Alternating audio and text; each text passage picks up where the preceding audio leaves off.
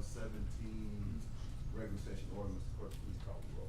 Dominic, Johnson, Present. Jackson, Gann, Present. Cawthorn, Gage Watts, Middleton, Here. Atkins, Here, Chavez, sir. Smith, Here. Lewis Johnson. Present. All right, We have quorum, sir. Thank you, Mr. Clerk. We will have our invocation by the Reverend Dr. Artington Jones, Senior Pastor of Peaceful Rest Missionary Baptist Church.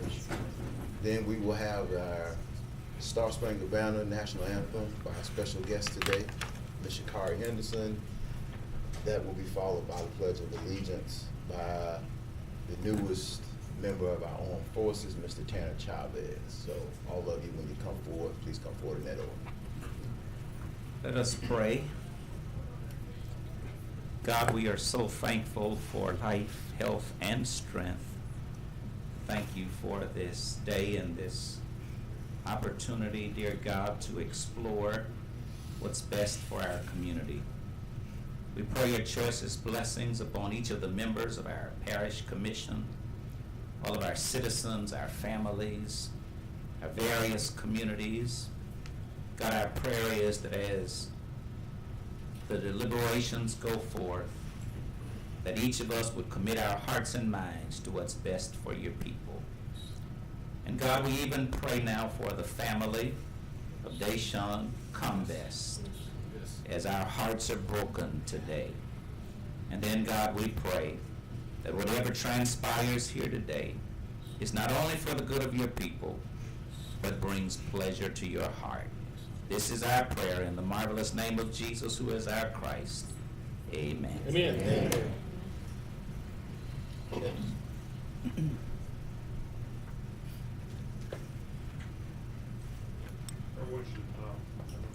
Please render the proper salute for the singing of the national anthem. And face to face. Oh, say, can you see by the dawn's early light what so proudly we hailed at the twilight's last gleam, whose broad stripes and bright stars through the perilous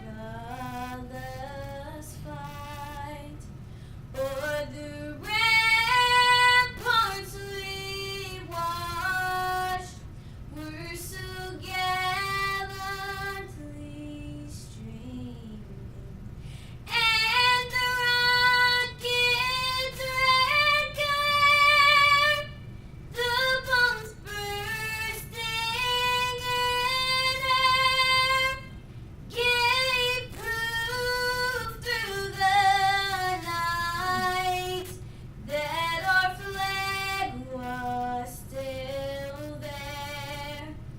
Oh, say does that star-spangled banner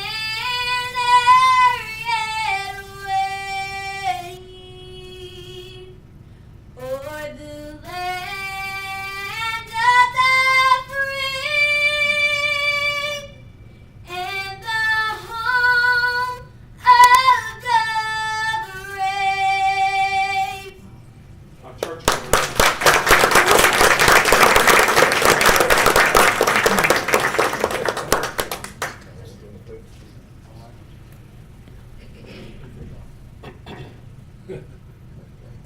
You guys join me in saying the Pledge of Allegiance? Pledge allegiance to the flag of the United States of America and to the republic for which it stands, one nation, under God, indivisible, with liberty and justice for all. Thank you. Thank you. Thank you. All things came tonight. All right. Mr. Clerk, we're in your hands. Do we have any agenda additions? I have none, sir. All right, citizens' comments, and we have quite a bit. Citizens who wish to address the commission on any issue other than zoning, please fill out a comment card located in the chamber foyer and return to myself, Commission President, or the clerk of the commission. Individual comments are limited to 3 minutes. Please note, citizens who wish to address the commission on matters relative to public hearings, items listed on the agenda only will be limited to a cumulative of 15 minutes each. For or against an issue, those who speak or make a presentation are asked to select their speakers and address the points they wish considered with this limitation in mind. And that is only for public hearing. That is not for citizen comments. So we are under citizens' comments. I just want to take a quick test. Can everybody hear? Can everybody hear? Is Lex here? Where's that? Can everybody hear? All right. All right, and I apologize in advance if I mispronounce your name, but I have a John Guthrie or Gutcher. I apologize if I pronounce your name, John Gutcher or Dyke. Is there a John here? Okay, moving on. John's there. Yeah, John's here. Nikita Williams. Again, I apologize if I mispronounce your name. Mr. President, I would also ask that all speakers come. There's a line on the floor. If they would stand there, not grab the microphone and just project into the microphone, we would appreciate it. Thank you. My name's Nikita Williams. Yeah. Oh, my name is Nikita Williams. My address. No. I'm sure you guys recognize me from a couple of months ago. I was here before, so thank you again for the opportunity to speak. Actually, the same day that I spoke to you in June, that day I raised concerns to you, the commission, about the integrity of the Citizens Advisory Committee that has been entrusted to decide or recommend a future for the Confederate monument in front of the courthouse. At that time, I also expressed some concerns about a particular member, Miss Jackie Nichols, who is the current president of the Shreveport chapter of the Daughters of the Confederacy and the author of a 2-year-old petition to cease and desist all efforts to remove that Confederate monument. That same day, I attended a meeting of the committee, and at that time, what I witnessed only further substantiated the concerns I expressed to you that day. That given her background, Ms. Nichols is incapable of being unbiased and without an agenda on this committee. Further, not to undermine or belittle the earnest efforts of some of the members of the committee, most notably the chairman, Mr. Johnson, I am not only convinced that Ms. Nichols has been manipulating the committee and a number of members on it to push her own agenda of keeping the monument at all costs, but given inaction regarding this concern, I'm also left to wonder whether this wasn't the intention all along when they selected her for the committee last year. At one point during the meeting in question, Mr. Johnson asked Ms. Nichols to report back on the activities of a subcommittee that she was chairing. When the committee makes the recommendation to keep the Confederate monument and add another monument to the courthouse grounds, she began, before another committee member, Mr. Radcliffe, interjected and asked for clarification on what she meant. For he was on that subcommittee she spoke of, and he remembered no scheduled meeting nor any decision to make the recommendation to keep the monument with an equal but opposite monument elsewhere at the courthouse. At that time, Ms. Nichols walked back her statements and admitted that she had only been reporting what she and another subcommittee member had discussed privately as an option moving forward. I cannot emphasize enough how concerning it was to hear Ms. Nichols say with such certainty what the committee's recommendation ultimately would be, even before any subcommittees had met or resolutions drafted for review. When the Citizens Advisory Committee did finally meet to discuss the draft resolution the next month, a date that had been agreed upon at the June meeting I attended, Ms. Nichols was a no-show, and for reasons I can only presume, rallied other committee members to vote to terminate the meeting at its onset before the resolution could be discussed and or amended, let alone voted on, with the argument that they should not proceed with a discussion or a vote simply because Ms. Nichols was not there. Never before had a meeting of the advisory committee been disbanded simply because a member was not in attendance. Commissioners, I urge you to think critically about what's going on here and ask yourselves if there could be something bigger at play. Any benefit of the doubt you may have extended to Ms. Nichols, despite her background, should be immediately rescinded, given the level of interference she has demonstrated, and in her failing to approach this serious task with some Your time semblance is of expired. non-bias. Move to Second to extend. extend. Just want to let y'all know that we do have rules on this, and we got a lot of people to talk. So we got a motion to extend by Commissioner Stormy Gage Watts. Seconded by Commissioner Lynn. Okay, please vote for a motion to extend.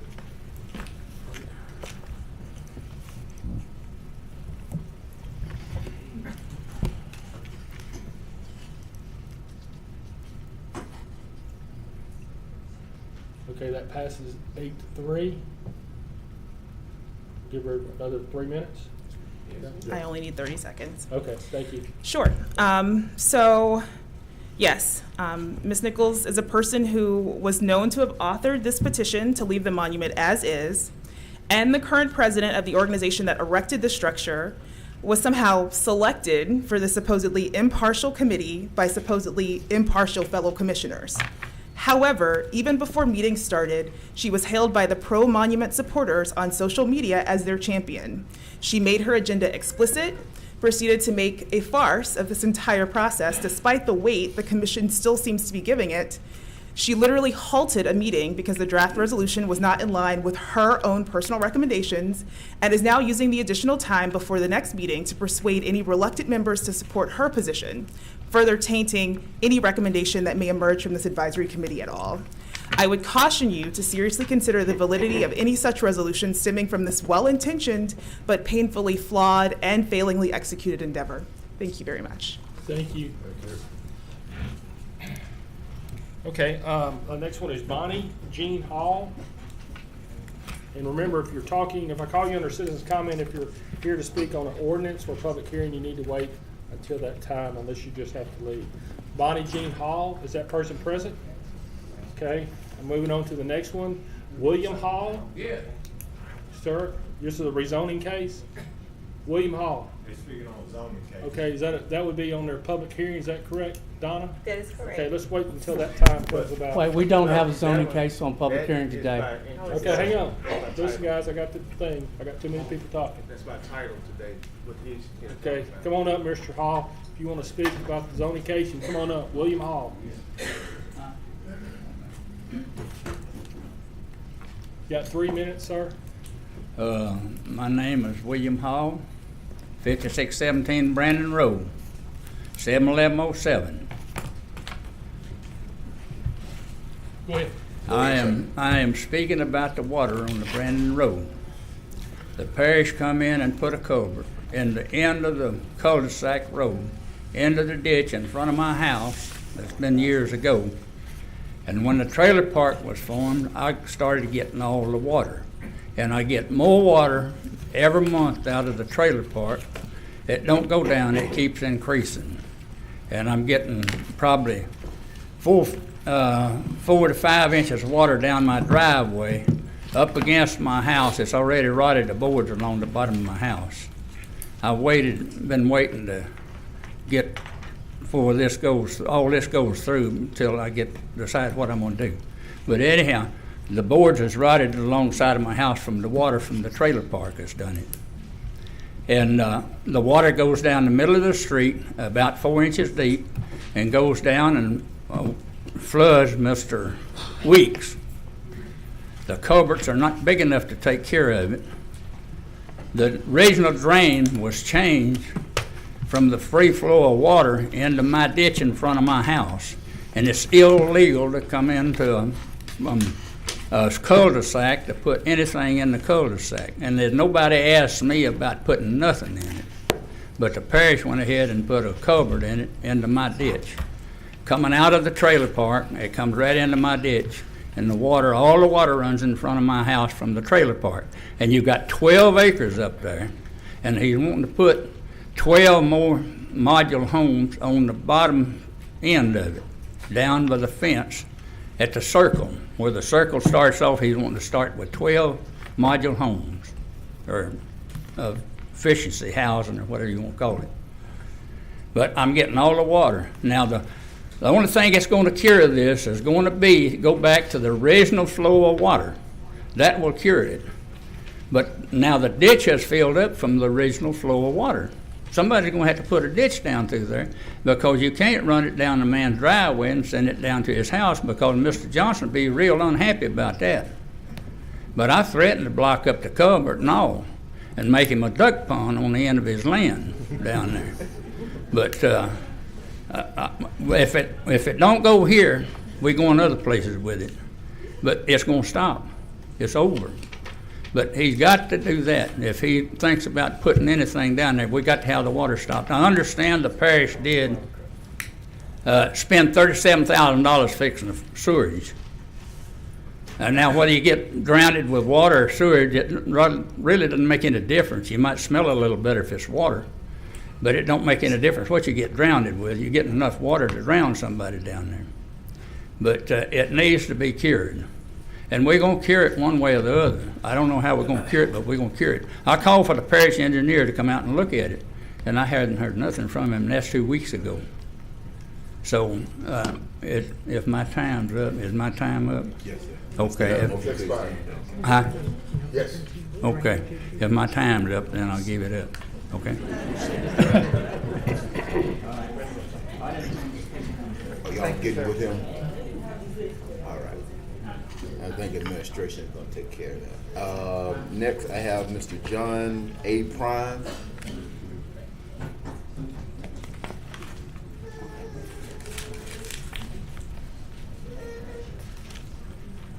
Hi, my name is John Prime. I live at 745 Rutherford Street. I spoke here at the last meeting. I want to thank the commission for listening to me again, and I wanted to ask you to please give our committee, I'm a member of the committee on the courthouse matter, give us the one more week we need to do our job that you asked us to do. At August the 10th, if we have a quorum, we should vote or at least come up with something that will allow you to not accuse us of kicking the can down the road anymore. To defend Jackie Nichols and give a little bit of the inside baseball of why the last 2 meetings were postponed. At the first meeting where I proposed that the meeting close early because Jackie wasn't present, we have one vote that's going to matter with this committee, and I want to make sure that as many people who were there as possible could vote. She's the secretary of our group and probably the most knowledgeable person regarding the monument. The second meeting was postponed for another reason. There were 2 people who could not be present at that meeting, the Reverend Timothy Jones, who's here today, and Pastor David Morris, who actually asked me to ask the committee to postpone the meeting. And I figured we needed to be consistent. If we were going to postpone to give Jackie a chance to vote, we needed to give the other 2 members a chance to vote and be present. And those of you who know all of these people realize that among these 3 people, there's probably 4 or 5 different opinions as to what should happen with the monument.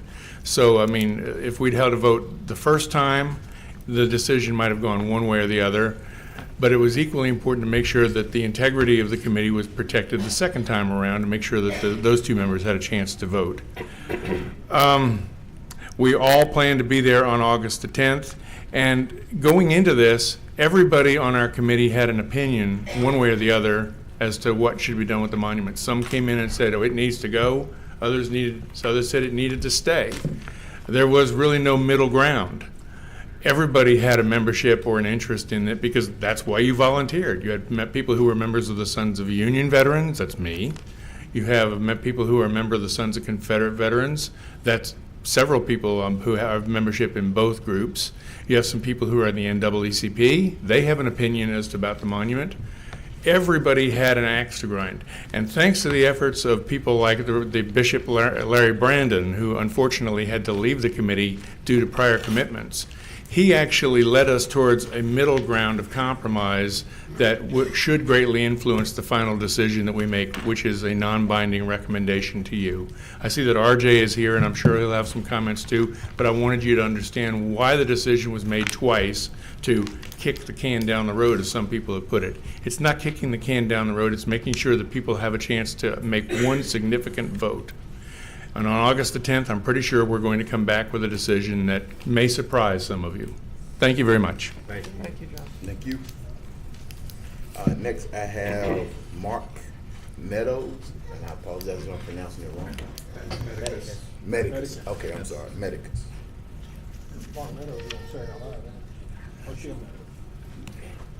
I'm Mark Medicus at 10455 Linwood, Shreveport, Louisiana. I wanted to just sort of comment on a couple quick things that I love history. I just love it. I think it's the greatest thing. You learn so much. But the question of the courthouse and the commission is who owns Shreve Square? Because that's where the new courthouse, the last courthouse that was built, who owns that thing? Who came up with that?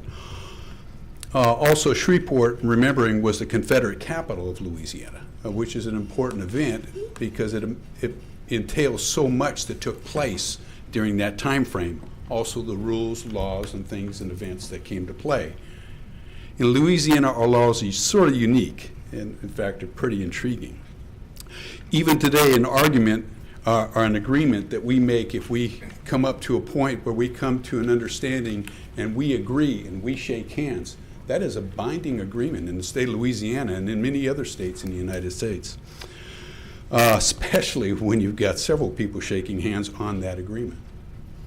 Caddo Parish agreed for Shreve Square to become the current courthouse grounds with stipulation from the Daughters of the Confederation.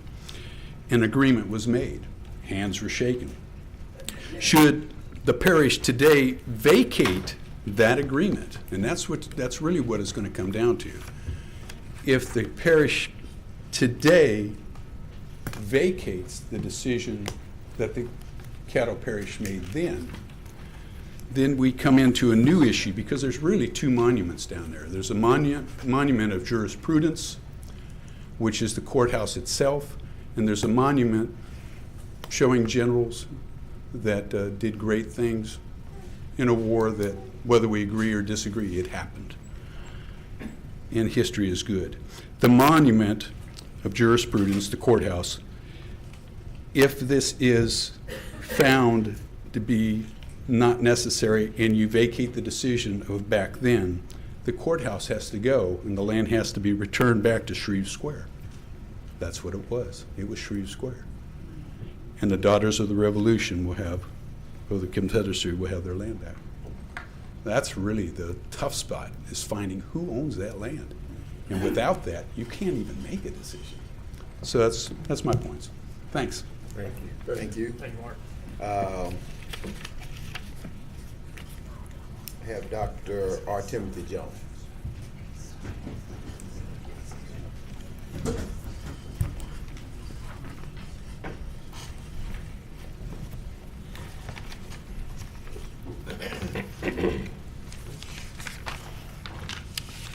Good evening.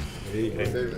To President Stephen Jackson and to the members of the Caddo Parish Commission, my name is Timothy Jones. I serve God and our community as pastor of the CPCRS Baptist Church here in the city of Shreveport. I was asked to serve on the committee to study the next course of action for the monument that sits on the courthouse lawn. I attended very few meetings. There was never a meeting that was adjourned because I was not present. I attended very few meetings and I made my opinion known in the very first meeting. Every person who came to the first meeting came with their own convictions. What I found discouraging about the committee was the very limited scope of its composition. I articulated that to several commissioners. With only 10 members, at least 2 commission districts were not represented. Not to mention the backgrounds of a number of people who were on the committee. Speaking to that point, with very little knowledge of the backgrounds of the people on the committee, I'm afraid that there were demographics that might not have been represented.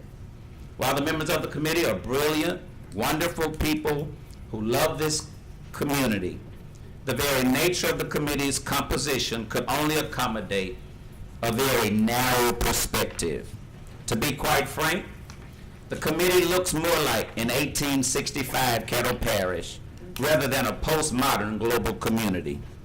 For me, wisdom would dictate that if this committee is not disbanded, more people from a variety of backgrounds should be included.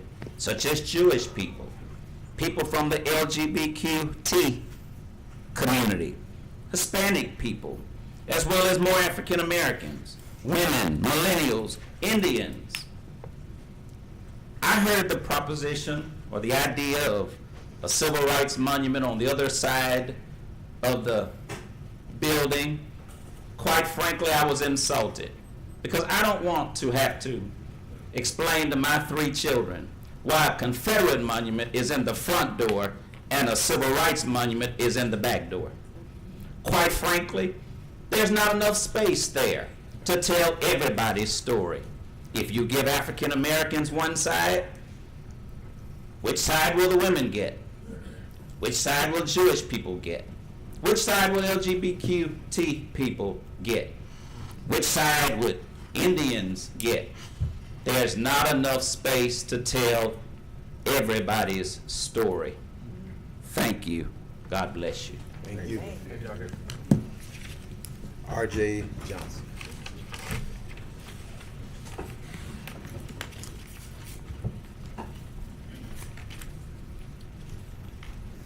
Good afternoon, Commissioners. R.J. Johnson, Chairman of the Citizens Advisory Committee, and I want to make clear that I'm speaking as an individual today and not the Chairman of the committee.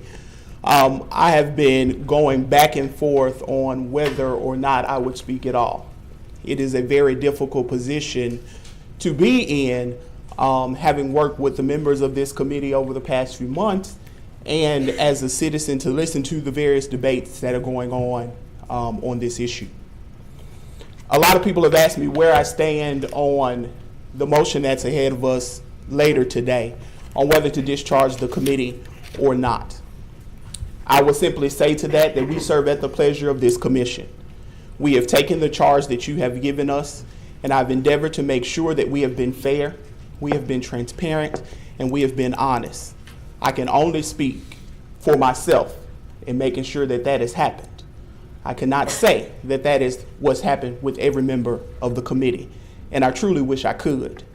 There have been some points that have been made that were inaccurate. There have been some points that were made that were actually true. But at the end of the day, we serve at the pleasure of this commission. Should the commission choose to discharge the committee, we will certainly abide by that decision. If you choose to give us until next week to actually make a recommendation, we will abide by that decision. And I will continue to do what I can to make sure this committee finishes the work that you've given us to do. What I do ask you to consider is that at the end of the day, the decision that we make on the monument is going to have a long-term effect on this parish. And it's extremely important that we remember everything that has been brought up. We made sure that we received comments from as many citizens as we could in the public hearings, where over 300 people around Caddo Parish attended, in addition to the numerous emails we received in regards to the monument. Some of those many of them came from in the parish. Some of them did not. There were members of the committee who encouraged people who were outside of Caddo Parish to send in information and make a recommendation on the monument. But at the end of the day, my hope is that the decision that you make is going to benefit the long term of this parish. Of course, I'm always available to you to clear up any misconceptions or any issues that have come up. But at the end of the day, we serve at your pleasure. So whatever decision you make as chairman, I'll make sure it's carried out. Thank you so much. Thank you. Thank you, RJ. Thank you. Mr. Wendell Delane.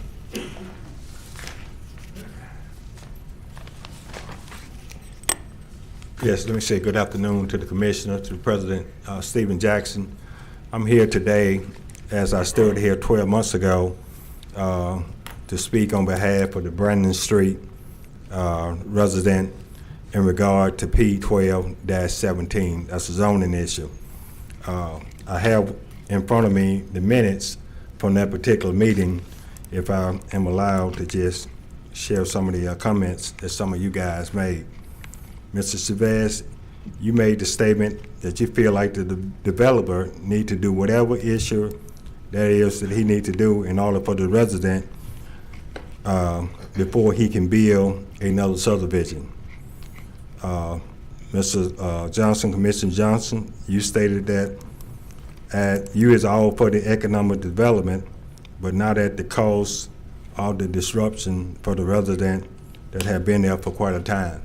We stand here today, they're experiencing some of the same problems today that they experienced 12 months ago. Two of the problems that they're experiencing is with the sewer, and I understand that has been addressed. The parish fixed that problem with a cost of $37,000, but they are still experiencing problem with the water. So we're asking you guys today to vote no. 12 months ago, the vote was 12-2 in opposition. I'm all for economic development myself. Commissioner Johnson, I know how you feel about that, but these citizens, and they have a petition with everybody in the neighborhood who have signed that petition, and they are being flooded with water. So we ask you guys, when y'all do vote on the 17th, unless there can be some type of an agreement or something done to get the water off these citizens, we ask you guys to vote no. I remind you again that the last time we stood here, very little has been done, and the vote was 10-2 in favor of not building the trailer park. Thank y'all. Thank you. All right, Mr. Bobby Edwards. Are y'all gonna present together? Okay. Well, I have Bobby Edwards, Maxine Davis, and Wanda Easter. And so when each person comes to the microphone, if you would just say your name and go ahead and start. Thank you and good afternoon. My name is Maxine Davis, 4458 Fairway Drive, Shreveport, Louisiana. I thank you for having us speak to you today. I'm representing Together Louisiana. We know that commissioners are working on a process to address the industrial tax exemption applications, and we commend you on your work and your efforts. The industrial tax exemption program was created as a way to encourage manufacturers to create new permanent jobs by expanding or relocating to the state. We're passing out you an analysis of the amount of exemptions granted over the last 17 years and the number of jobs created during that same period. As you can see, we lost jobs. We're not opposed to companies receiving an industrial tax exemption, but they should be creating new permanent, good-paying jobs as a result. And we also would like to see a process that allows citizen input. We would like to know what companies are applying for the exemptions, since we, the residents, end up paying for those exemptions through millage and sales tax. Now, Ms. Wanda Easter. Good afternoon. Wanda Easter, 6203 Bocage Drive, Shreveport, Louisiana, 71119.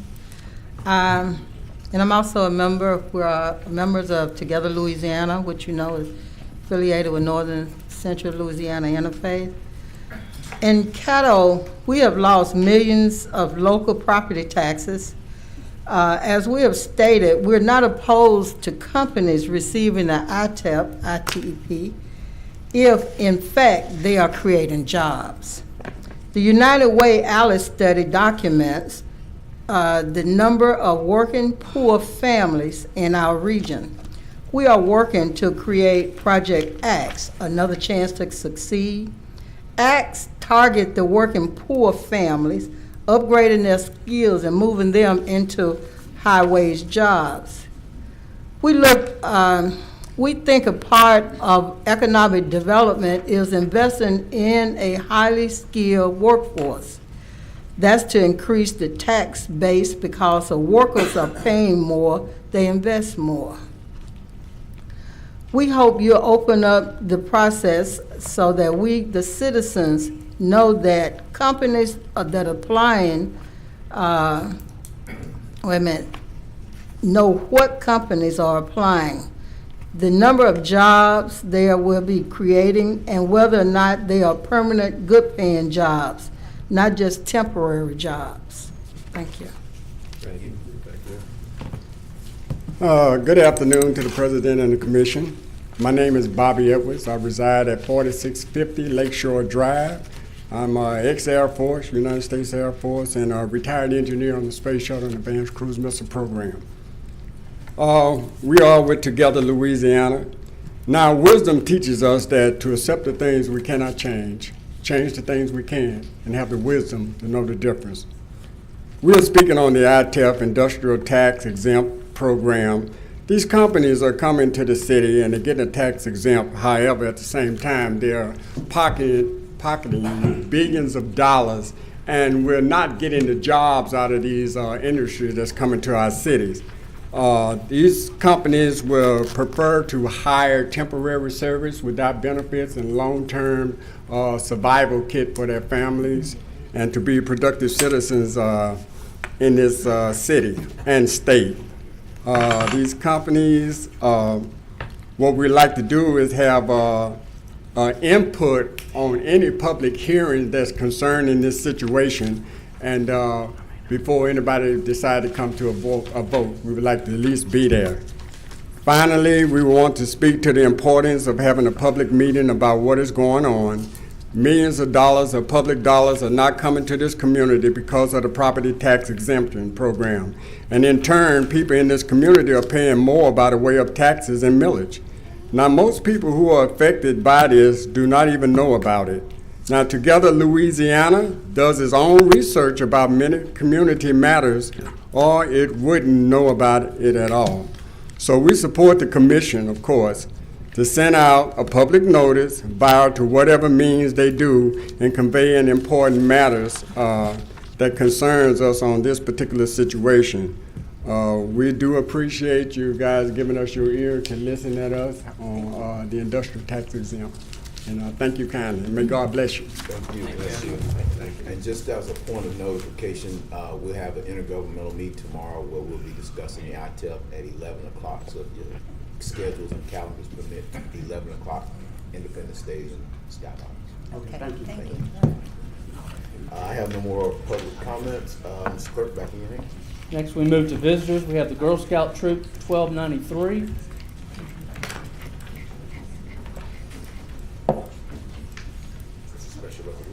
Is this special resolution? No, this is just visitors right now. Okay.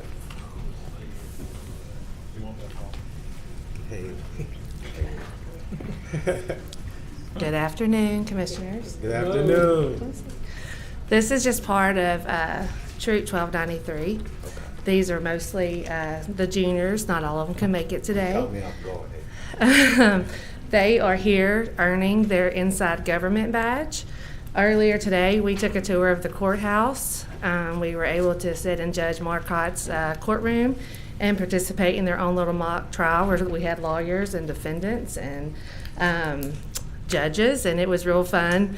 Mike Ezernak took them around and showed them the clerk of court, the tax assessor. We also, what else did we do, girls, at the courthouse? We did CSI, crime scene investigation. They did fingerprinting and learned all about that. And so we wanted to bring them here and show them the opportunity of how government works. I've explained to them kind of what y'all do on a regular basis, what we do as parish employees on a regular basis. Some of them have shown quite a bit of interest.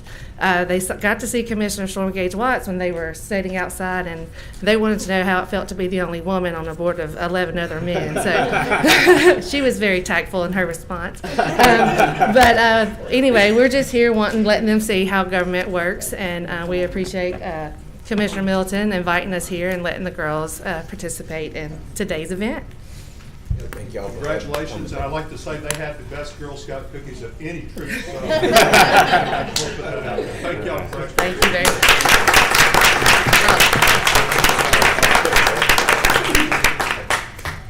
Everybody say money.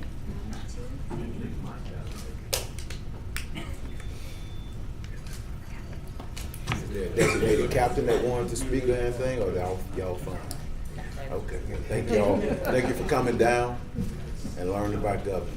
Have a great school year, I hope. All right, next. Next, we have Alley Cat Allies, presentation from Alley Cat Allies. Matthew. No. Are you kidding? Good afternoon, ladies and gentlemen. Good afternoon. Thank you so much for allowing us to come here today and putting us on the agenda. We did fly all the way from Maryland. Yeah. Oh, I'm sorry. No, if you could because we're on some time constraints. Sure. And I know y'all gonna do a presentation tomorrow as well, so if you could. We a are. lot of stuff. Yeah, we're going to be very respectful of your time. Thank you. I like the And we'll talk, but actually- I'm going to keep it down today. We're looking So, forward to hearing more yeah, you're tomorrow going to and see us a tomorrow. lot this week. So, but I just want to tell you real quick about myself. I'm a former animal control officer in Arlington, Virginia. I was an animal control officer for 14 years, 11 of those as chief. We implemented a TNR program, and let me just say TNR is trap, neuter, return, not release, it's return. They're going back to where they belong and where they're thriving. But we implemented TNR in 2009 in Arlington, Virginia, and I was completely against it. I was absolutely opposed to it. 6 months after we started the program, I saw the benefits from it. I saw the community coming together. I saw that the kittens were decreasing, and I saw the complaints coming down. And just a real quick statistics, in 2009, as chief of animal control, we had 913 nuisance cat complaints.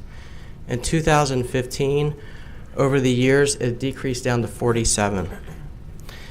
And out of those 47, a lot of those complaints, we were actually able to talk to the folks and get them in the TNR program, and they became caregivers. Alley Cat Allies, we came here from Maryland. I actually spoke at the Louisiana Animal Control Association conference in Baton Rouge yesterday.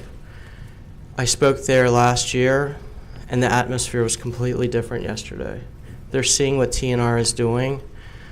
They're seeing the improvements, and they're trying to embrace it. And that's what we're asking of you folks, to give us a chance to help you with this. It'll bring the community together. You're going to save cats, but you're also going to make the community happy.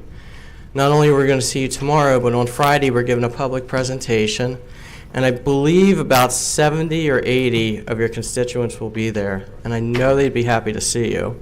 And there will be food there, so come for dinner.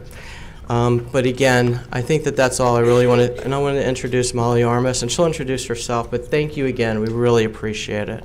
Thanks for coming in. Thank you so Thank much. you. Yeah, I'm a staff attorney with Alley Cat Allies, so I've already met with the city attorney's office, and we'll continue to have conversations just about working through the legalities and making sure that we're staying in line with the state law, and then also making sure that we can improve your code. So, thank you. Thank you. Thank you. In your folders, we did print up a presentation that it's got a lot of details, and you folks just take your time looking through that. Yes, we're in town. If you have any questions, please don't hesitate to contact us. All right. Thank you. Thank you. Look forward to hearing more.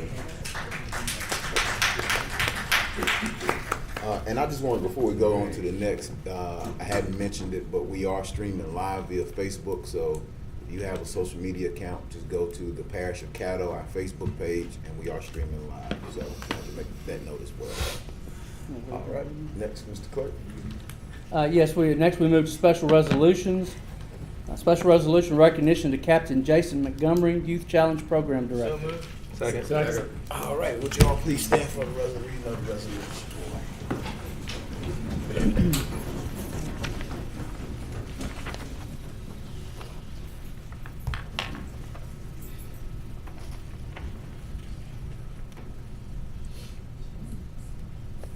get Jeremy Shilk and Clay Walker up here as well. Any other youth challenge people that would like to come? Thank you guys all for coming. Hang on, let some more come. I'm gonna call you out here. Gonna present you with this one, this. Here's a Caddo Parish coin. I'll share some of the. Let's see. You done the research, you come on up. Going around. Y'all keep moving. Bring him on up, Mario, because he's down. Y'all keep moving on down. Do I take a picture first? Little more. Little more. Little more. Oh, you got a whole gang. Okay. I know how. Here come the short jokes.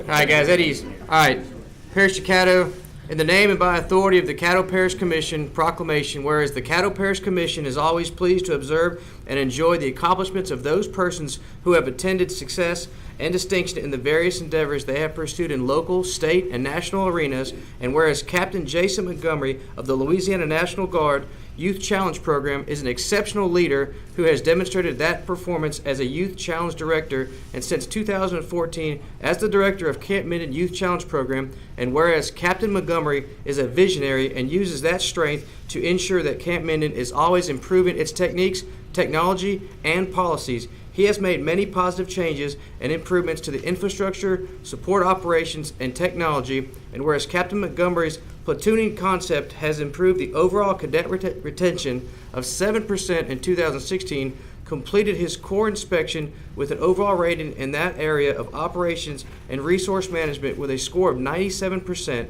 and found compliant of the requirements of the Youth Challenge Program, passed all time and attendance audits conducted by the Louisiana Military Department, qualifying as the best Louisiana Military Department section for the year of 2016. And whereas Captain Montgomery has earned multiple commendation and achievement medals, including the 2015 139th Commander of the Year, and has served at both the 2003 Kuwait-Iraq Operation Iraqi Freedom and the 2017 Afghanistan Operation Freedom Sentinel, now therefore be it resolved by the Caddo Parish Commission, meeting in legal and regular session this third day of August 2017, that it does hereby declare and proclaim August 3rd, 2017 to be Captain Jason Montgomery Day. Yay.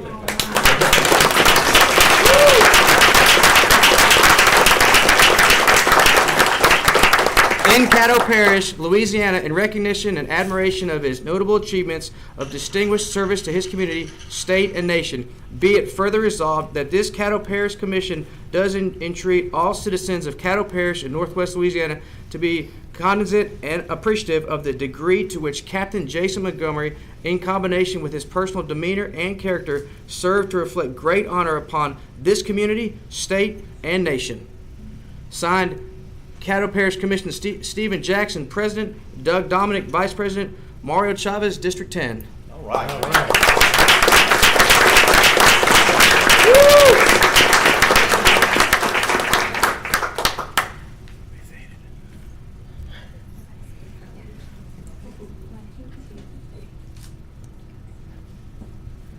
Guys, I would like the captain to say a couple words about YCP and the amazing program, and you guys may be seated. And if Clay Walker would love to talk, but we also have a special guest, the young cadet that I mentored through YCP that just graduated. He's here as well, and he'd like to give a 2-minute speech on his experience through Youth Challenge Program.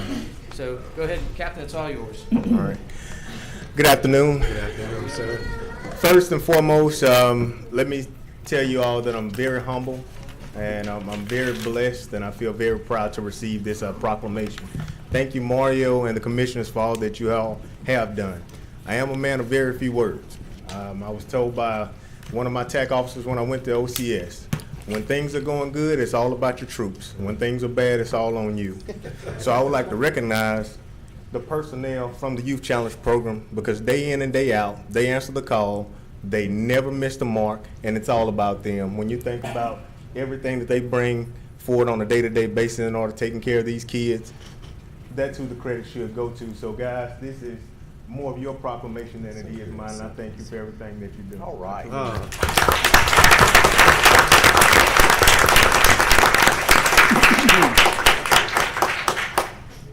And none of this would have been possible without a lot of prayer and a lot of whoopings. All right? And I'd like to thank my dad for both of those, things that he instilled in me. If the Youth Challenge Program had been around when I was coming up, I'm sure that I would have been a candidate. I'm positive of it, but things turned out like they did. Also to my wife, Kristen, and my baby, Kinsley, I do appreciate y'all and all the support. Youth Challenge is a lot of long hours. It's a lot of blood, sweat, and tears and dedication, but it's about the kids, guys. Every 22 weeks, we bring in kids that have somehow fall by the wayside. And regardless of where they come from, they represent all 64 parishes. We bring them into the Youth Challenge Program, and our #1 mission is to put a little love on them. That's right. That's it. And it's a consistent message, day in and day out. And to watch that transformation, it's something that's amazing. We graduated 206 kids on the 22nd of July, and that was probably one of the toughest graduations for me because I'm in the process of deploying. Right. So as though kids came across the stage and they wrote out all sorts of notes in my yearbook, it was just a humbling deal, and it brought tears to my eyes. So I'm really, truly honored, and I'm blessed to be a part of the Youth Challenge program. So thanks again, guys. Thank you. Good afternoon. I know those are some big boots to fill. As you exit, we appreciate you, Captain. And he's leaving for his third tour to war, guys. So we wish you the best of luck God with the bless you. commission. Godspeed and come back safely. And this is Jeremy Shields, guys. I'd like to let him say a couple words. As I was one of the July 22nd graduates, I'm going to make it short. I'm sure we're all trying to, do our stuff, but it changed my life completely. The Youth Challenge program, there was obstacles I couldn't overcome, but I did it anyway, with the push and shove of cadres. And Captain Montgomery, I was on the 5K team. He was ahead of that. I graduated on July 22nd. It was changed my life completely overall. The overall aspect of the Youth Challenge program is amazing. There's, 206 kids that went in there and they changed their complete life. I'm sure whenever they got home, they probably went back to the same stuff, but I guarantee you they're going to feel bad about it. Kids got their high set. They more respect.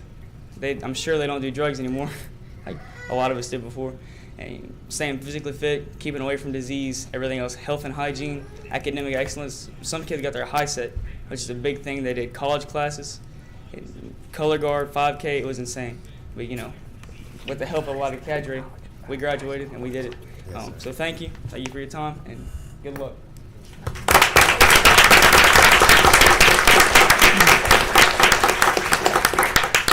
All right, thank you. Did we vote on that? Oh, yeah, please vote on the special resolution and proclamation. That passes.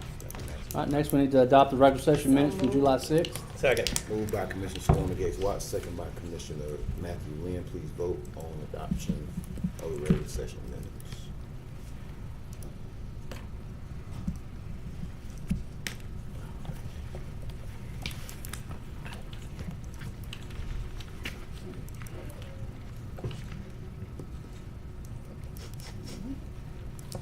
That passes 12-0.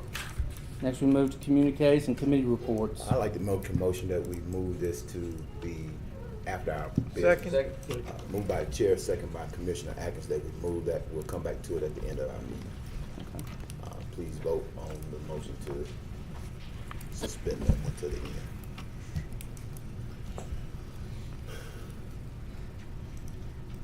All right, that passes 12-0. President's report. Same thing. Move it. Correct. Okay, next we'll move to public hearings. Ordinance number 5704 to authorize the parish administrator to lease certain property owned by the parish of Caddo known as Lake Hayes. Okay, is there anybody here to speak in favor of ordinance 5704? Is there anyone here to speak in opposition of ordinance 5704? I see none, Mr. Clerk. Next we move to ordinance number 5705 to authorize the parish administrator to lease certain property owned by the parish of Caddo, being the east 27 feet of lot 7, the east 20 feet of lot 23, and lots 24 through 26, Belmont subdivision, Shreveport, Caddo Parish, Louisiana, also known as a portion of the parking lot for the former Regional Health Laboratory. Is there one here to speak in favor of ordinance 5705? Is there anyone here to speak in opposition of ordinance 5705? I see none. Mr. Clerk, next. Next, we move to ordinances for final passage. Ordinance number 5704 to authorize the parish administrator to sign certain lease for certain property named Lake Hayes. So move to adopt, and I'd like to make a motion to adopt it in global, ordinance 5704 and ordinance 5705. Second. Moved by the chair, second by Commissioner Atkins. Are there any questions? I see Commissioner Linda Johnson on the board. Okay. Any other questions on these? All right, please vote on the in globo to adopt both of the ordinance.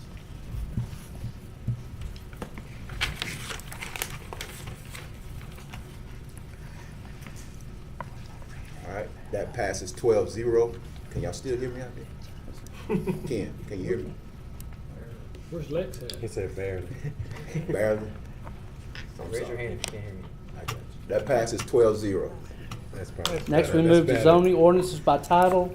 Let me also make a point here before we go to these next two zoning things.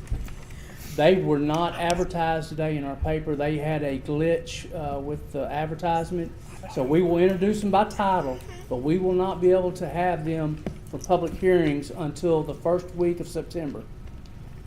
We'll move to ordinance 5707 in regards to zoning case P1217, applicant Moore and Associates, amending the zoning of property located on the south end of Singleton Road, immediately west of Brandon Road, Caddo, Parish, Louisiana, from RA Residential Agriculture District to R1H Urban One Family Residential District.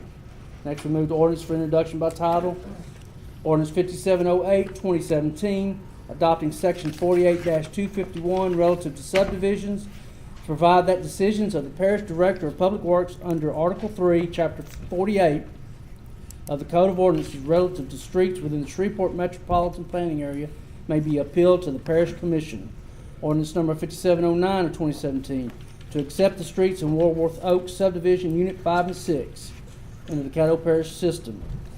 Ordinance number 5710 of 2017, to accept the street known as Northport Boulevard into the Parish of Caddo system.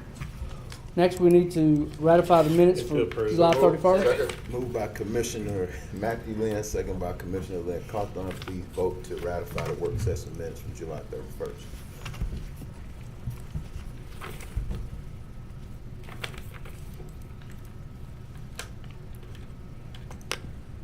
That passes 11-1, or were you trying to hit the no vote?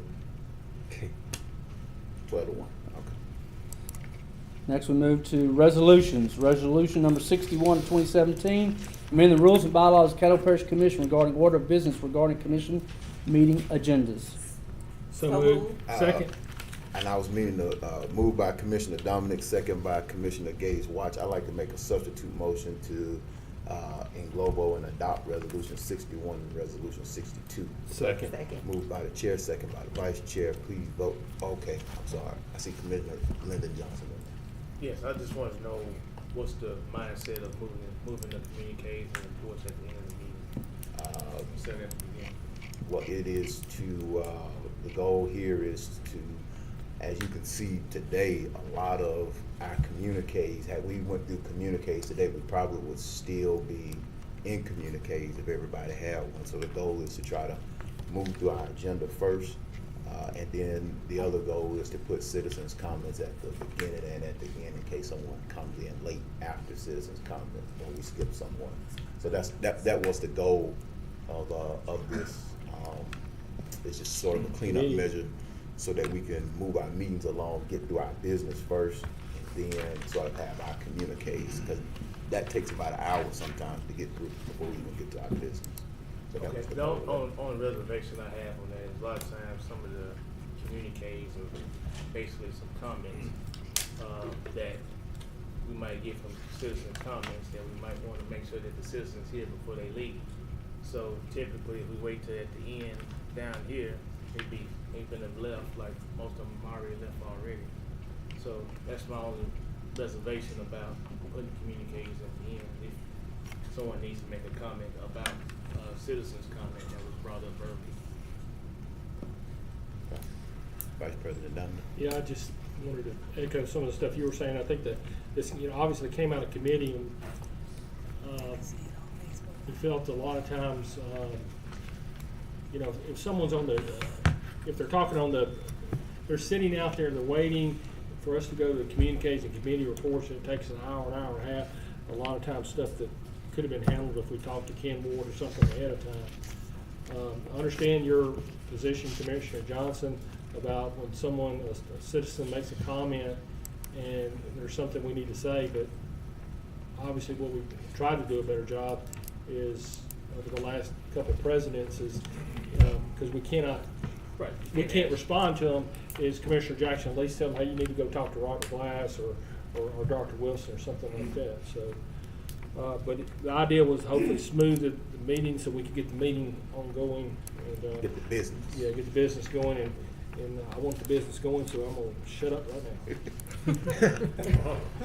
All right, seeing no one else on the board, please vote, and we can always come back and revisit this, so. This is trial and error.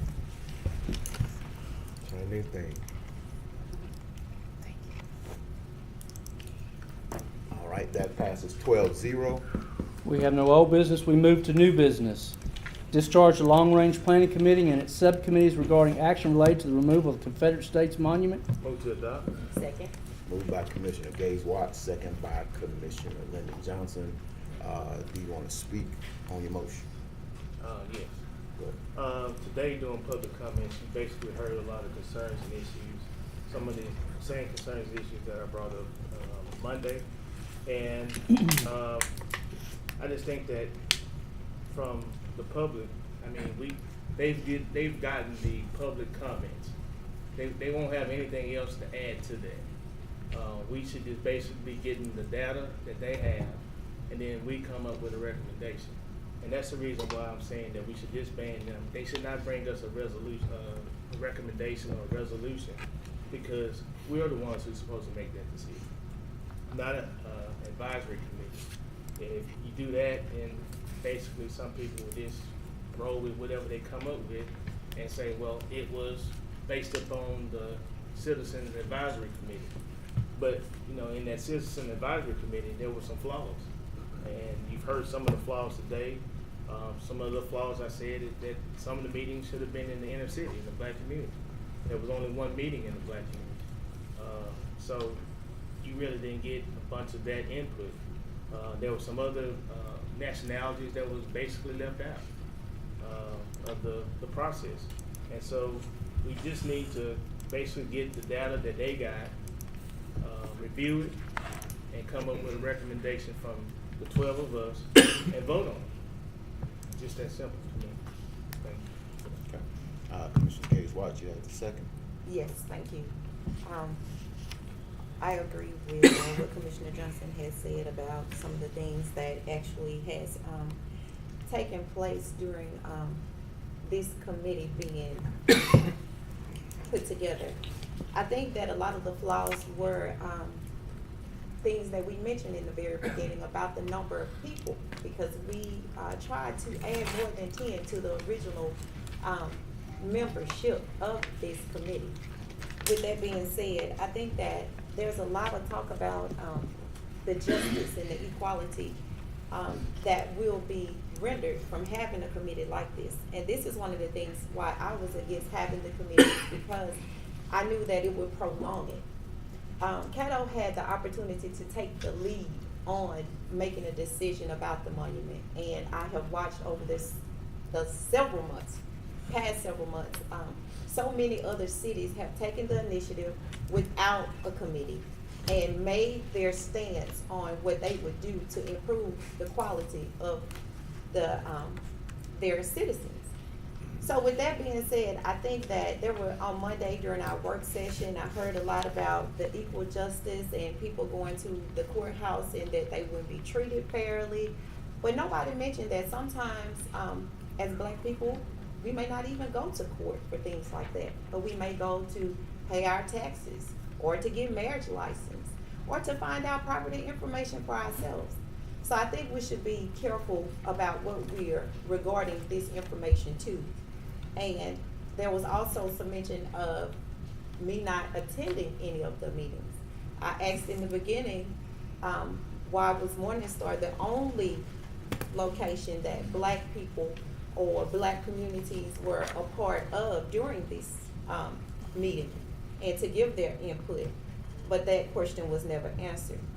We had direct conflict with someone who is a daughter of the Confederate, and leaning in that direction to have a biased opinion. I think that we've heard enough reasons to why it's important for us to disband this. This is not a committee that will stand after this either way. I think it's important that we take the charge and make the hard decisions, as it said that we should do, on moving forward, stop dragging it along, and just vote the way that you are going to vote. a long time ago, as a little girl, I walked downtown with my grandmother and heard the stories of how she couldn't walk on the same side of the streets because of things that monument represents. And it's not my desire to erase history in any type of way, but my question that I would like to pose is, how many times are we supposed to keep repeating history? So I ask that you would make the proper decision today to discharge this committee. Thank you. Commissioner Atkins. Thank you, President Jackson. I feel that the committee came together with a variety of views. They're all individuals. There were perspectives on both sides of this spectrum. So I don't think it's fair to imply that one side was weighted more than another side. Obviously, there were a variety of different opinions that were represented from the beginning, and those opinions have been expressed to us today from members of the committees.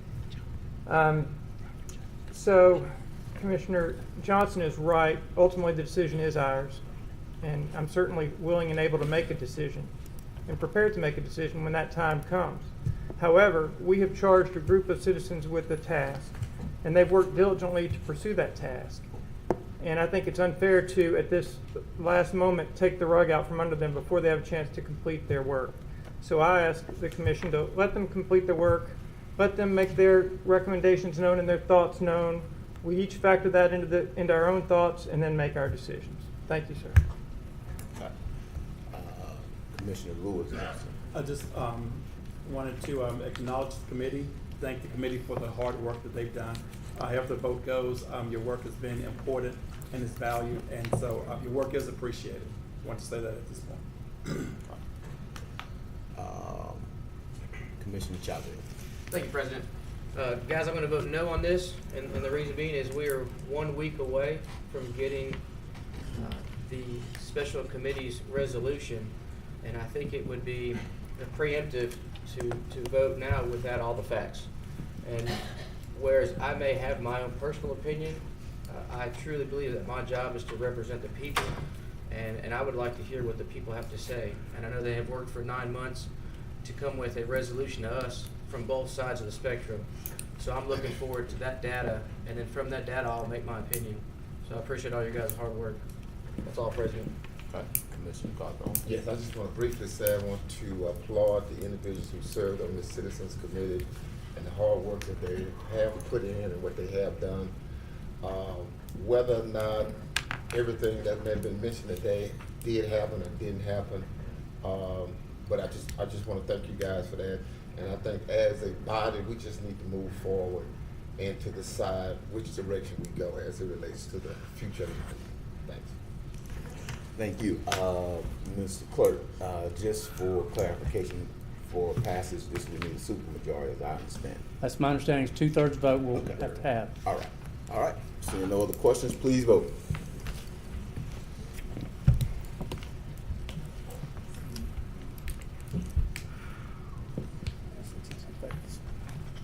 That fails 6-6.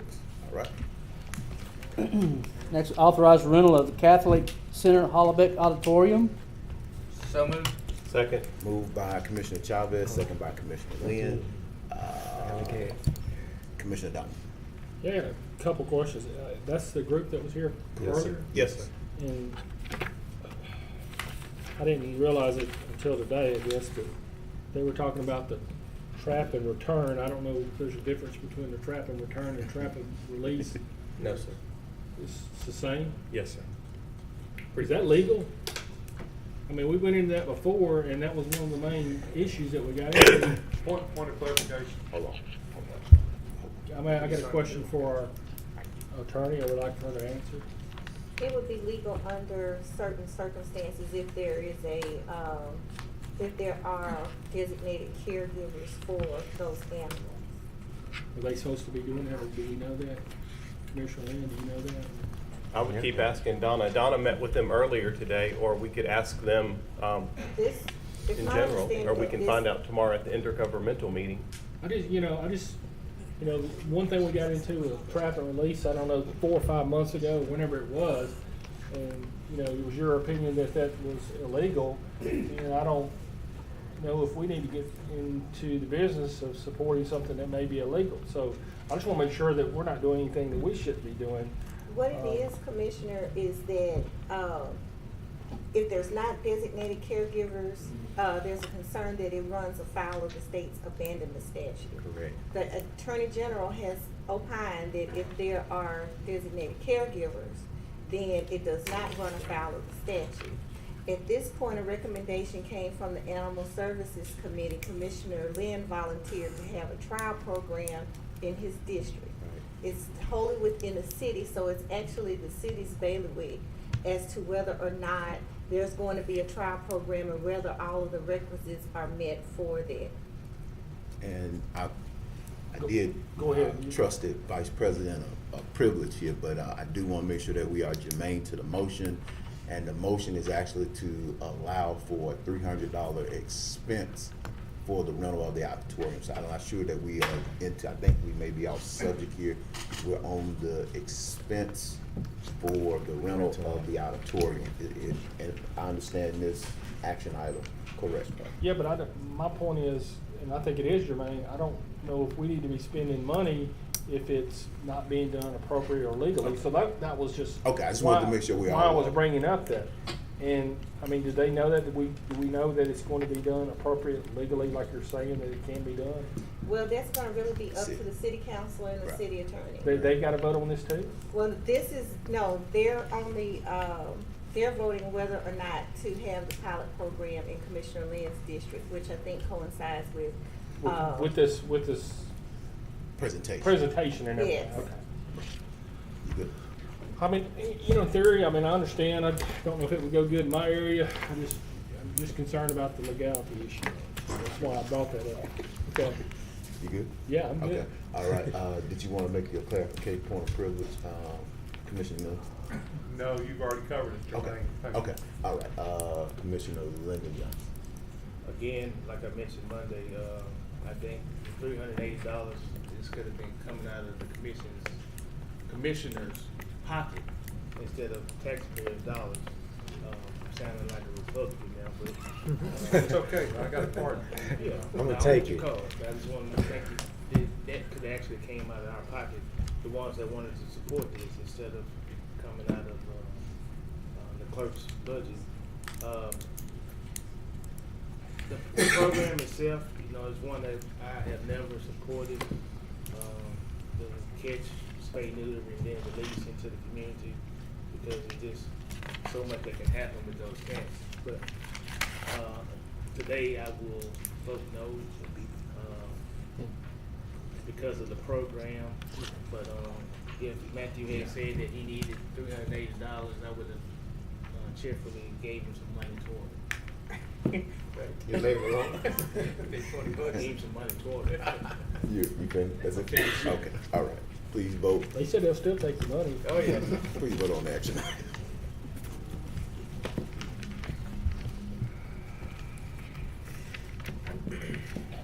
All right. That passes 11-1. That passed 11-1. Next, we have confirmation of appointment Sewer District 2 of Mr. Steve Barris. So move, I would like to enroll the confirmation on Sewer District 2 and the Water District number 7. Second. Move. Enroll and adopt.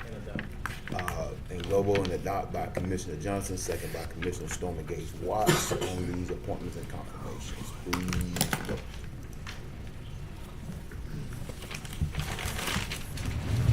Sit tight, we got communicators. Now we move back to communiques. All right. Anybody want to jump in there? Announcements. Okay, announcements. Mr. Administrator, did you have anything for us today? You good? Well, welcome back. Commissioner Gage Watson. He not, okay, Commissioner Cartland, you go first. Okay, very briefly, I just want to recognize a couple of constituents in District 6. We have Ms. Linda Scott, and my man's sitting adjacent to his name escaped me. But they are members of Don Rusin. Don Rusin. They are members of precinct 38, 32, 38. And Ms. Scott does a tireless effort in that community. She's not always applauded. She's not always put in the newspaper, but I want this body to know the work that she does. She's a silent trooper, and she's definitely a trooper. I just want to publicly applaud her and what her group does in District 6. Amen.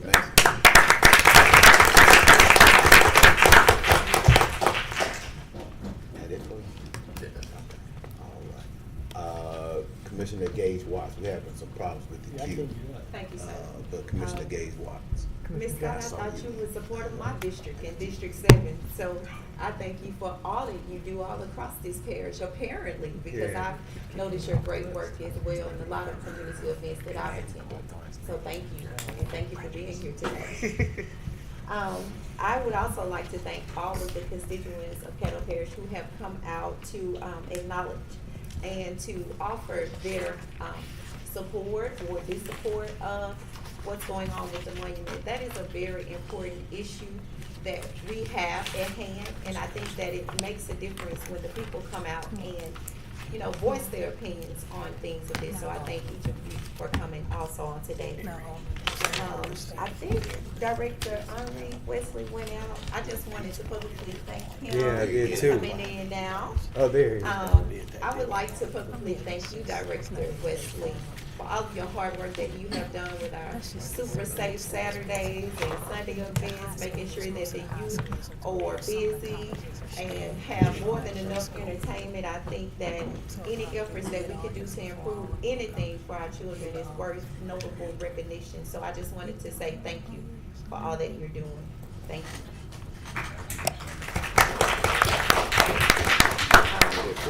On Friday, August 25th, 2017 at Riverview Hall, we will be having our Expungement Summit and Resource Fair, and it begins at 9 a.m. to 1 p.m.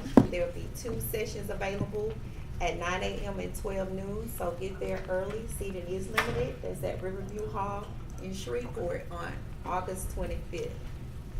And I'm sure that our PR will be following up with a lot more information about that event as we get closer to it. As I come to a close, I just wanted to offer my public acknowledgement and deepest condolences to the mother and the family of the 7-year-old little boy who lost his life in that flood. Lord knows I prayed so hard because I know that this city, this parish needed a miracle. I even imagined him floating as Moses was in a body of water and just being safe. But I just want to say that nothing could have softened this blow. But I think the miracle in all of it was that we all came together in prayer under one nation, under one God. Those who believed in God, believed God for a miracle, and I think that is the miracle in it. And I do know that there is no hurt on earth that heaven cannot heal. So you have my deepest condolences, and my sympathy is with you. Thank you. Thank you. Commissioner Atkins. Thank you, Commissioner Gage Watts, for those kind words, and thank you, President Jackson. I want to comment briefly on the proposed industrial tax exemption program that Together Louisiana mentioned earlier at the onset of the meeting today. They expressed a strong desire that citizens have the ability to participate in the process of the industrial tax exemption program. And I just wanted to point out that there are at least 2 opportunities for them to participate, if not more. The first opportunity is during the economic development, the Commission Economic Development review of any pending ITEP proposal. And then the second opportunity is during the open session of the Caddo Parish Commission meetings that issue would be voted upon. So I just wanted to reiterate that there are several opportunities to receive citizen input into that process. Thank you, sir. All right, Commissioner Atkins. I see Commissioner Linda Johnson. Thank you, Mr. President. I also want to go and extend my sympathy to the family of the 7-year-old that was caught into the drain. But I also want to extend the way that the city and the parish came together.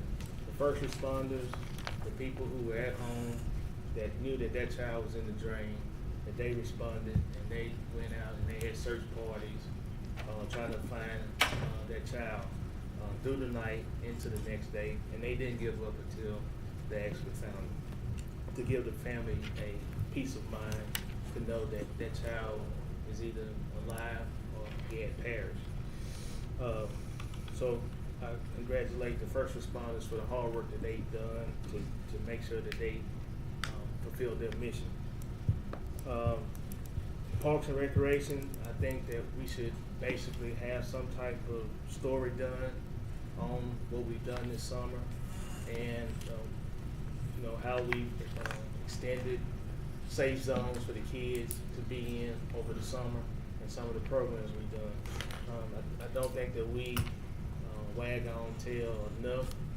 We get hit with bad news all the time or people saying that we don't do the right things.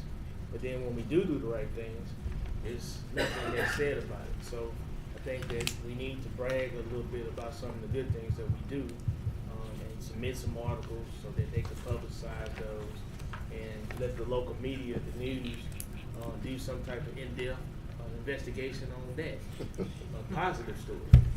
So just want to make sure that we get on top of that and get some good news out instead of always receiving bad news.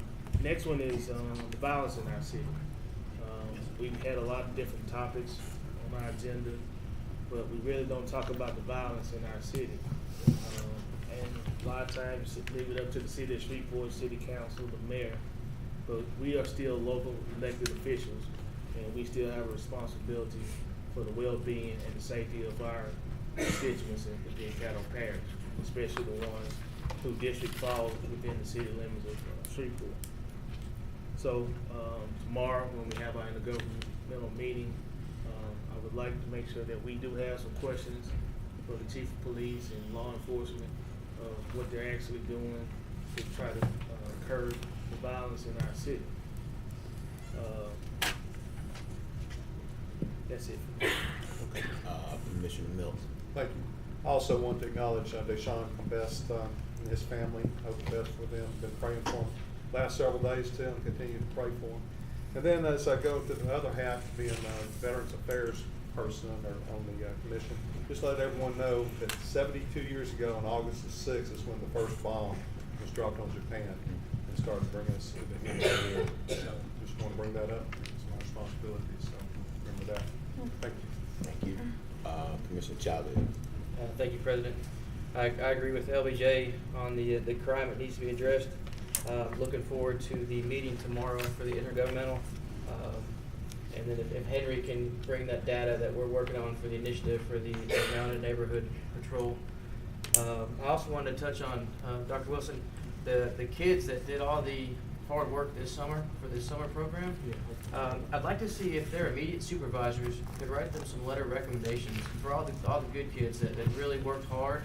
I know they're going back to college.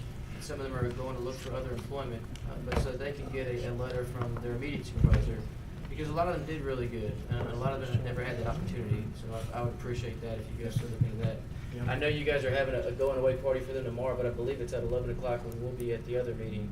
So I don't think we're No, it's today. 12. Yeah, that's today. Gotcha. Okay. It's tomorrow or today? It was today. My student told me it was Friday, so. Was he there? Yes, he missed it. I guess he missed it too.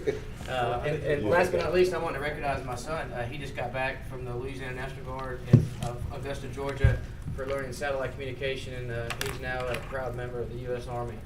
So thank you for coming. That's all, President. That goes right, no problem. Mr. Vice President. Oh yeah, I just I think everybody. I know Commissioner Gorman, Gage Watt, and Commissioner Johnson, and everybody else has mentioned. I just wanted to about the young boy Deshaun, who with the issue, that just was proud to hear our preacher today actually make a great prayer for the family today. So I thought that was great that he did that. That good preaching every Sunday. Yeah. Is that your church? Yeah. Might have to come down there sometime, take you on the offer. The other thing is, just mindful that, we got the email from Next. We need to, I guess, make sure you speak up when we're talking to make sure the microphone picks you up. I sent her back and said, surely it's not me, because I usually talk, it's probably Eric and our Mr. President, Stephen Jackson. I need to speak up. So Todd, I also sent her an email, said Todd was working on the issues that y'all are trying to do some adjustments. So hopefully that will take effect. But just remember that the people out here that are trying to listen to us as commissioners and employees, we need to be sure and speak up fairly loud. Mr. Settle, can you hear me right now? Yes, sir. See, that's how you do it. Thank y'all. All right, Dr. Wilson. Let me just say our singer today, she actually goes to First Bossier. She Like does? when we get here. Well, and I was going to say, that was a wonderful job she did, too. Yeah, thank you. And also, we start asking people if they can't hear us in the back, they stand up, and then we'll know that they can't hear us. Gotcha. Dr. Wilson. Yeah, President Jackson and Commissioners, good afternoon. Welcome back. I just want to report to you all that our Youth Summer Employment Program was an overall success. And we had 51 young people, and they were very talented. They came in to work hard. They fit right into the organization. And certainly, I had the opportunity to participate in some of their professional development training that they had. And they also got a chance to meet the governor while they were here training with us.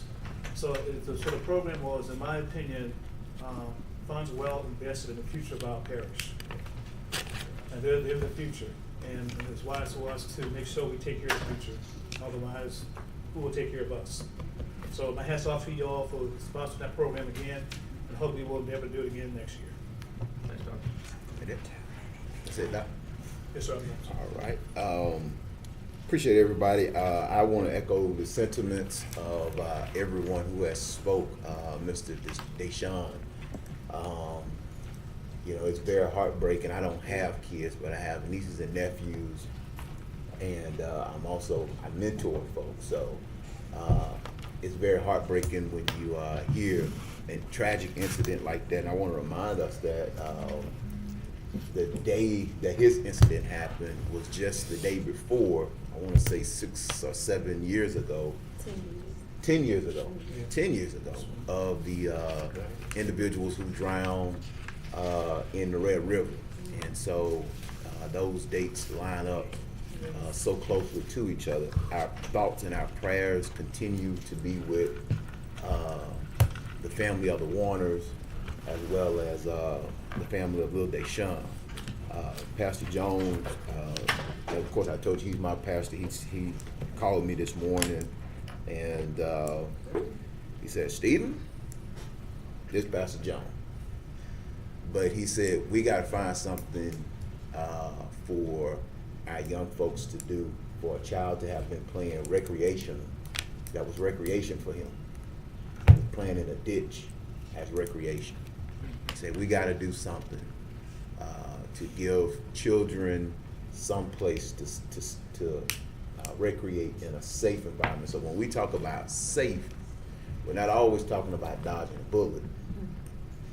We're talking about places where individuals do not have the amenities to play. And if you think that certain areas in town lack it, I encourage you to drive through there and see. But that is very unfortunate. Our thought and prayers are with him.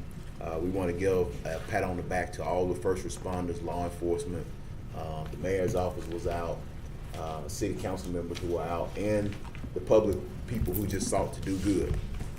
The city can come together on issues like that. And I also want to be in prayer for the young man who was shot at El Capadre. That is in my district. I think it's across the street. But it's sad when a person who is owns a family business cannot lock up their business. And so we really got to not make this issue of crime and violence a sub-subject. We need to be serious about it and look toward long-term pragmatic solutions. There's no quick fixes to it. But we got to start at some point working toward a long-term solution. That's going to be the next one. We got to start working toward the next solution, toward the solution. All right? Also want to make this announcement. Intergovernmental meeting will be tomorrow at 11 a.m. We have a presentation from NLEP. We have a presentation from SPD, Homeland Security, Juvenile Services will make presentations. We'll have a quick update on the master plan. We'll also have updates from the city and the school board with respect to what's going on in their areas. This is an opportunity for us to share ideas and also discuss information that we have going on. So please make plans to prepare at 11 a.m. Thank Todd and Michelle and who else in our office who have been coordinating that. But please come out and partake in that. I want to wish, because I believe this is the last time we'll meet before school starts, I think. Is it? Okay. All right, but those who are already back in school, have a great school year. Shout out to Henri. East versus West game went over very well. Canaan Village reunion went over very well. There's an event going on this Saturday at A.B. Palmer Park that's going to go over. The Queensboro event went over very well.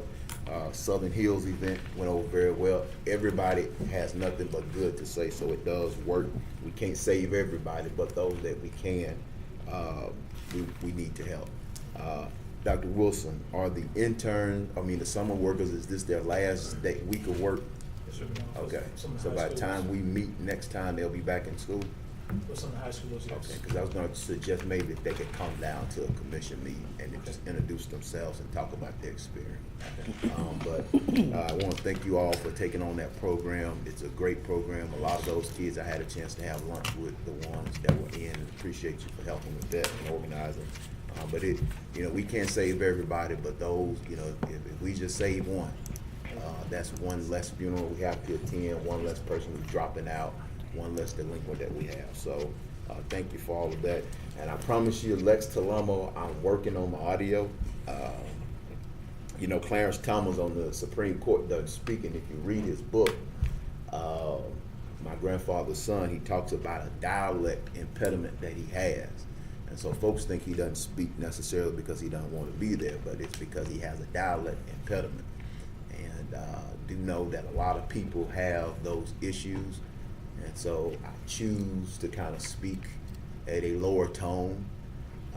And a lot of times when I speak at a higher tone, I can often come off as combative or assertive. So I try to keep it at a level tone. So do know that I will try to work and make that adjustment. But I hope I did well today. And sometimes my voice box is hurting as well. So I will be working on it. Thank you all for the inaugural Facebook Live. I see we got 700 views already. Wow. And so nobody has threatened to blow up anything or come down here and blow us up. So I think it's going to be fine. Don't give them any ideas, man. Okay. Thank you. So there's any more business there. Motion to adjourn. The guy wants to speak? Oh, yeah. You want a public comment? Just a card just came in, correct, Todd? All right. Yes, sir. I'm sorry. I have Pastor Linus Mays. That's the next meeting. Have you ever heard How you doing, Pastor? How you doing, sir? How you all commissioners are doing? Excuse me, the way I'm dressed. I'm doing a little work on today, a little yard work at the church. I just wanted to come by to encourage you guys to make a decision.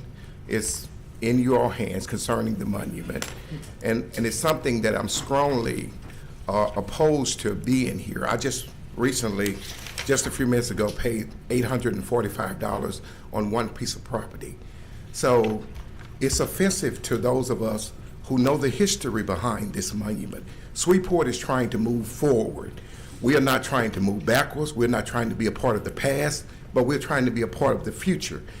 Those of you that sit on this committee are sitting on there to see the best Shreveport has to offer. And for the next generation of young people that wants to stay here, they need to see a Shreveport that is diverse, that believes in the spirit of moving forward and not living in the past. So I encourage you guys. I've been at every meeting, and I don't think, as Brother Johnson said, I don't think that it was even appropriate to have a committee set aside to make a decision for you guys who sits up there who can make the decision can vote it up or down to have it removed. I suggested to the Daughters of the Confederacy that since you all have declared that it's your monument, since it's offensive to African Americans because we know what it stands for, we ask that they just remove it off of government property. And I think that they should have a GoFundMe fund that can pay for that monument to be removed. If Dylan Roof raised over $3+ million for his legal defense in a matter of seconds, I'm quite sure that the Daughters of the Confederacy, and me and them have talked, that they can raise enough money to have that monument removed from in front of the courthouse.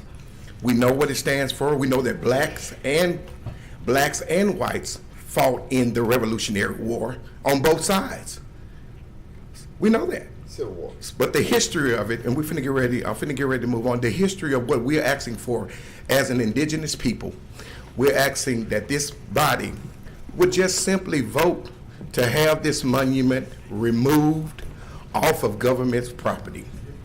That's what we're asking. And we would appreciate that you all would come to a decision. We know that there's been meetings after meetings, but we would appreciate it very much that you all would do the due diligence of coming forward and saying, let's make a decision and have this monument, we pray, to be removed so Sweetport can move forward and we can be our brother's keeper and be one Sweetport. Yes, sir.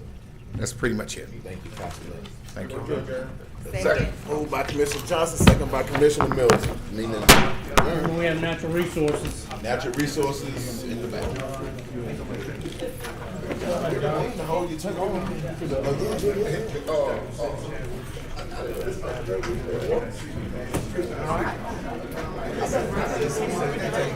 Don't you listen?